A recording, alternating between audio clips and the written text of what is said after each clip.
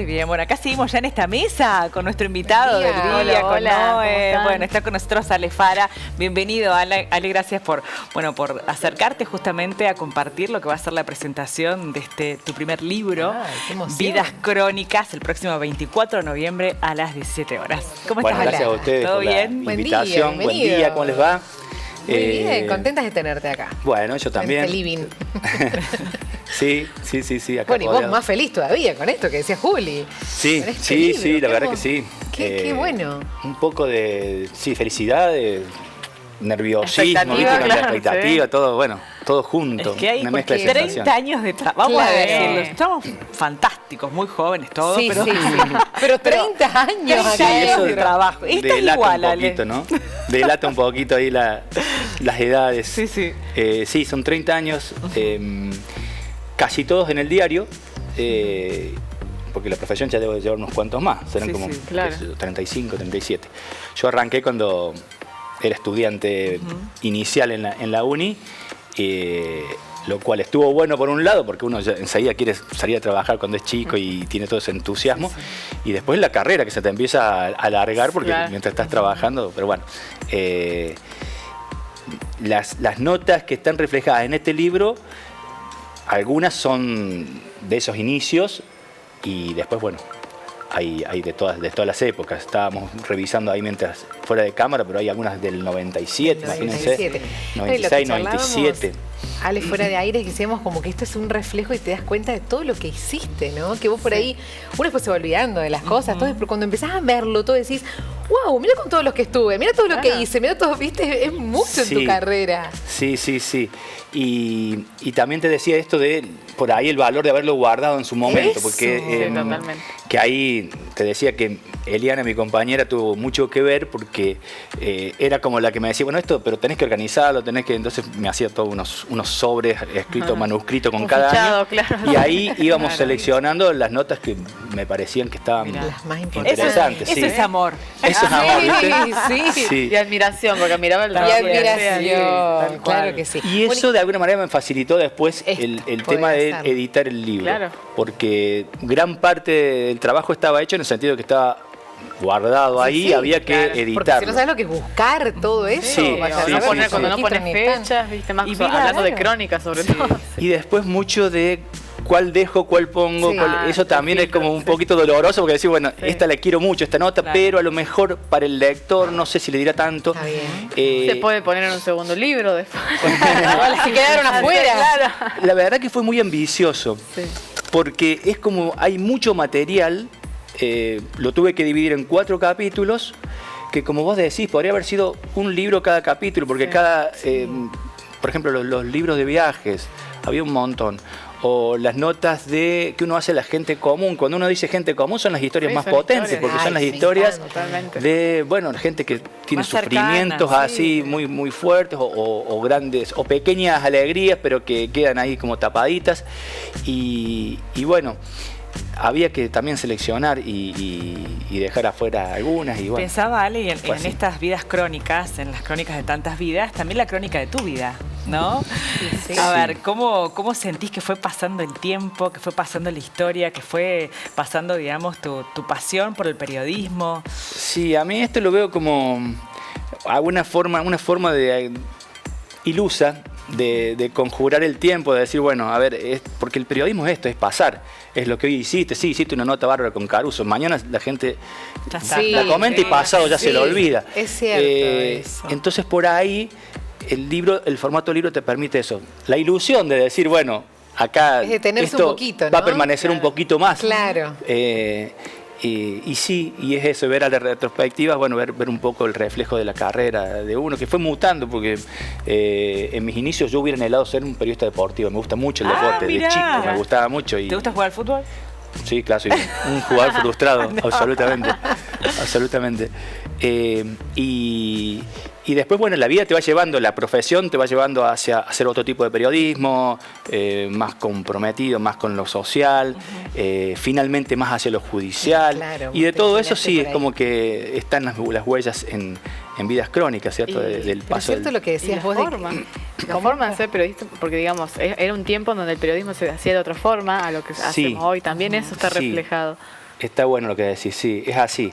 Era, pero no sé si decirlo más reposado, pero uno como le destinaba más tiempo, había como más peso. Sí. De tu lado y del lado del público también, ¿no? Sí, sí, también más tiempo Sí, del público lector. receptor, sí. Claro. Es así, sí. Por eso también está bueno eso el libro, porque es papel. Viste que hoy el papel está un poco en retirada, el diario ya es casi una rareza. Bueno, a mí me gusta que las notas se sigan viendo en papel, eso me gratifica. Y aprovecho para agradecer a los fotógrafos, a los reporteros gráficos del diario, que todos, los que salen en el libro y los que lamentablemente no los pude incluir por una cuestión de selección, simplemente de selección de las notas, pero todos fueron muy generosos, se recoparon con la idea de buscar sus notas, se tomaron el tiempo y el trabajo de revisar sus archivos, que hoy es difícil porque hoy es todo digital, Sí, entonces, por eso te digo, bueno, no tenemos. y empezaron a aparecer los correos y bueno, moviliza mucho también porque empiezan a aparecer muchos recuerdos y bueno, esa foto, por ejemplo, la que ilustra el libro, es la imagen de un pueblo que desapareció bajo el agua. Y cuando veo eso, la veo a Estela subida al bote y fotografiando los techos de las casas y bueno, la pasión que uno pone cuando hace este tipo de coberturas, que lamentablemente, como decías vos por ahí, se están haciendo menos hoy y hay que defenderlo. Eso yo creo. Se demanda que todo se haga, que se construya en menos tiempo y eso le quita profundidad. Vos que sos profe en la uni, ¿cómo vivo charlas eso? con los chicos y cómo transmitís vivís eso? Sí, Claro. porque ellos, tus alumnos, están en esa Sí, intensidad. sí, está bueno eso. Yo no sé, es como un espacio, lo uso como un espacio de resistencia, es decir, esto todavía sirve, esto todavía garpa, si ahora todo se vive por eso. Bueno, esto al lector lo agradece, o quiero creer eso, que cuando uno tiene el tiempo y se desenchufa un poco de todo lo digital y se dedica a ver algo en profundidad, bueno, está bueno generar esa conexión entre quien escribe la nota y quien la recibe, y es un periodismo que yo todavía defiendo. Me parece que, es más, es el espacio de resistencia del periodismo escrito, porque si no, todo lo que es audiovisual nos lleva puestos a los que todavía nos gusta demorarnos en escribir. Hay gente todavía que se sienta a leer y lo lee y lo relee. Sí, hay gente mayor, pero también hay chicos. Hay que saber contagiarles el entusiasmo. Yo permiso. Sí. ¿Cuánto más? En la Facu tenemos un taller de lectura. Y la primera pregunta que yo les hago a los estudiantes es ¿cuántos libros leyeron al año? Y la respuesta previsiblemente es ninguno o uno. Medio. Medio. Y bueno, a lo largo del año empezamos a generar cosas, a ir leyendo.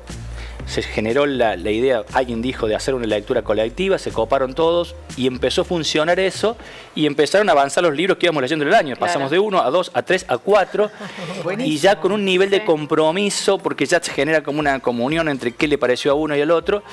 Y bueno, tipo club de lectura. No es que los estudiantes no leen o no. Hay que por ahí buscarles la vuelta y el gancho. Y después las sensibilidades entran en juego. Hay gente que es muy copada y tiene mucho potencial. Sin duda. Y bueno, intercambio con ellos. Y a ellos por ahí quisiera destinar este libro más que nadie. Porque está bueno, sí. Uno todo el tiempo les baja línea de cómo hacer, pero por ahí les muestra poco cómo uno lo hace. Claro. Ahí hay como, una muestra de cómo uno lidia con las cuestiones diarias y cómo resuelve también a la hora de escribir, porque algunas notas fueron fáciles y otras resultaron como muy complicadas. Ustedes saben, hay entrevistados que son hoscos, como ese personaje que les mostré fuera de cámara, que nos reímos todos. Nos reímos con el profesor Girafales. Mira. Sí. Bueno, es una de las notas que está en el libro. Quien crea que este libro es solemne, desengáñense, porque acá hay historias que... Por eso quiero que nos ayude. Ay, perdón, no, pero en esto de que, podemos percibir, digamos, tu compromiso y que le pones el corazón a cada nota que haces. Pero en esto, ¿no? En las historias de los personajes, ¿cuáles fueron aquellos o aquel que te tocó más el corazón, ¿no? Que realmente marcó un... Sí, mira, el concepto momento. que... Si tuviera que resumir el concepto del libro, y es algo que también transmito en las clases, no me gusta aburrir. Claro. Y no me gusta aburrirme. Está bien. Es como dos cuestiones. Cuando trabajo me parece que lo peor que te puede suceder es aburrirte en tu lugar de trabajo. Y aburrirte con lo que haces. Y ese fue el concepto. Decir, estas notas van a llamar la atención, les va a generar, les vas a dar una sonrisa o una lágrima en algún punto, probablemente, pero hay 2, 3, 4, 5, hay muchas que quiero especialmente, y hay una que las destaco sobre todas porque fue una, como suele suceder, es una nota frustrada. Fui a buscar una cosa y encontré otra, y terminó siendo una historia, sí, que después afortunadamente me la pidieron en Anfibia, que es un medio que a mí me encanta, y bueno, ellos la leyeron en Puntal, me la pidieron, la publicaron en Anfibia, y que es una visita que yo hice a Cuba. Me había propuesto que quería entrevistar a Leonardo Padura. Entonces había hecho toda una logística, busqué cómo hacerlo, dónde ubicarlo. Era re difícil, porque en Cuba, bueno, ya saben, las comunicaciones, sí, todo. Sí, bueno. todo. Entonces voy contando todo eso y llego finalmente a la casa después de muchas complicaciones, muy graciosa todo lo que va sucediendo, y me encuentro con que no está. Leonardo Padura no estaba. Se había ido esa semana a una presentación a Guadalajara de un libro. Y bueno, ya está. Yo iba acompañado de mi hija. Por las dudas le había dado una camarita. Y yo le digo, si aparece el tipo, vos lo único que tenés que hacer es le vas sacando. Era chiquita. Bueno, no apareció. Y cuando nos estamos yendo me dice, pero está la mamá. Me dice la mujer que nos atendió. Bueno, no le puedo decir lo que era el personaje de esa mamá. No, y las cosas que contó y los secretos que contó del escritor. Y mientras sucedía todo eso, porque ella, muy amable la mujer, nos hizo sentar así como un jardín adelantero, yo le toco así a mí y le digo, saca. Y ella calladita le daba ahí. Bueno, no les quiero decir lo que era en esa foto, lo que fue la charla, bueno, todo eso está ahí. Qué hermoso. Y es como una, bueno, es la nota que para mí afectivamente irrepetible. Sí. ¿Qué lo organizaste en capítulos? Contanos cómo lo pensaste, cómo lo armaste para los que no lo leímos todavía. Bueno, ese era un poco facilitar por ese lado, decir, bueno, a ver cómo hago todo este fárrago de notas que hay, cómo las organizo. Entonces empecé haciendo como los viajes,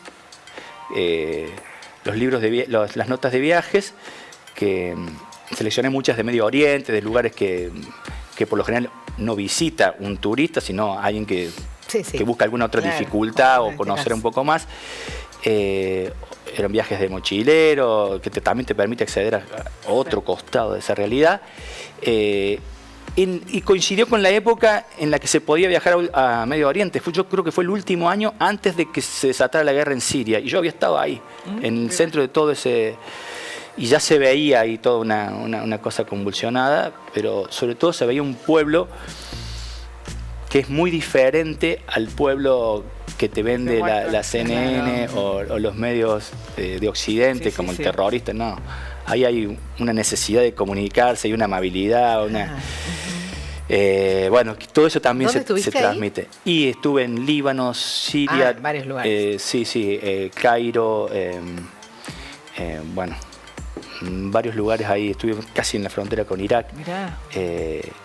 Estuve en un campamento palestino cuando no se hablaba tanto de Palestina, y ya se veía toda una concentración de gente viviendo en estado calamitoso en los países que lo acogían, en este caso en Líbano. Bueno, ahí también hay una experiencia fuerte de cómo, porque me tocó viajar con gente palestina desde el Líbano a Siria, y me tocó ver cómo yo podía pasar en un taxi y cómo a los palestinos los maltrataban. Bueno, todo eso lo puedo contar. Qué fuerte, también. ¿No? Ese era como uno de los aspectos. Después están las notas que, como decía Mercedes, las de Sin Traje ni Chapa, que son las de la gente común. La historia de gente común. Sí. Que ahí también tenés historias re fuertes. Bueno, sí, hay un montón. Hay un caso pero muy fuerte de un caso de bullying, de alguien que llegó a la redacción de Puntal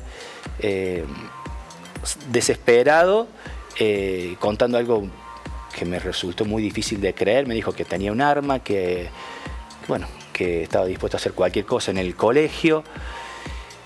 Imagínense, yo estaba en shock. Le digo, tranquilízate, vení mañana, lo charlamos mejor. Bueno, lo pude visitar a su casa. Pudo como contar toda esa angustia y de alguna manera ayudó a que descomprimiera todo eso. Y después, bueno, eso tiene como un final muy, muy grato. Muy lindo, que no lo vamos a spoilear. Y después tenés la parte más judicial también. Después está la parte judicial, que es fuerte en tu trabajo. Así es. Y después algún capítulo más que ahora se me está escapando. De las entrevistas con las famosos. Dentro de lo judicial con famosos. Y dentro de lo judicial hay mucho de lo que investigué en su momento del tráfico de bebés en Río Cuarto. Eso lo condensé en una historia, que es la historia del bebé que pudo conocer a su mamá gracias a este informe. Entonces, como que de todo buscaba como la cuestión humana o el testimonio para, bueno, por eso decir, si vamos a contar historias del pasado, bueno, que tengan algo que estén anclados en historias que todavía dicen, porque esa persona está, de hecho, se comprometió no que se comprometió, sino que me dijo que quiere estar en la presentación y va a ser para mí muy emocionante verlo ahí. Porque bueno, se generó como una comunión ahí, porque imagínense que... semejante historia. Sí, claro, sí, una historia muy fuerte. Hermoso, Ale, ¿no? Sí, la verdad que sí.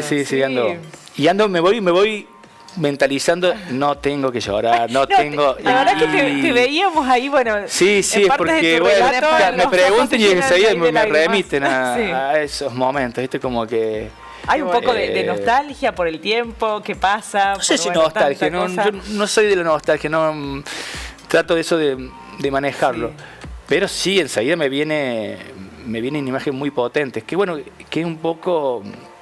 como lo he vivido, porque así vivo el periodismo, como algo que me... Sí, se nota, es tu pasión. Que es pasional. Claro, el que lee el libro... Con compromiso, con corazón. Sí, no es una crónica, sino que va a buscar sentir, porque realmente va a tratar de sentir, quien lee un libro, una noticia o algo, el primer impacto es ese, sentir lo que te está transmitiendo esa noticia, esa información, bueno, estas historias. Sí, tal cual. Y eso es lo que se va a transmitir en primer instante, y lo que queda, porque es lo que te resuena y demás.